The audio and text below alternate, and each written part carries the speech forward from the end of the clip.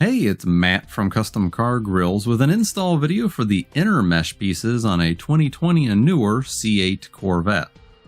Just like with the outer pieces, there's a lower splash guard that can be removed with a ratchet and 7mm socket, as well as a T15 Torx driver. Next, there's a few T15 Torx bolts on the lower edge where the painted bumper and black plastic meet up.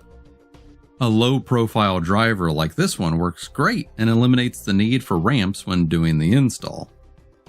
The lower splash guard can now be slid back, down, and out and set aside for now. We now have better access to the side areas, which can be pulled down below the painted bumper. This is the area of which the mesh can be fed through and then up.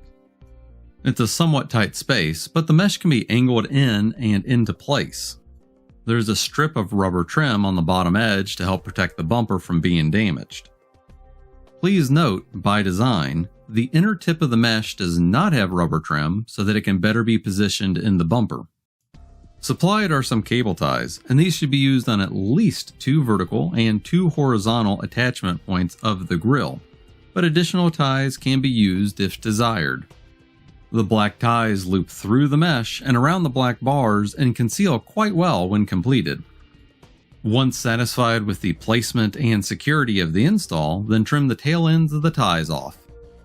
Now it's just a matter of reassembling the splash guard and refastening the bolts down.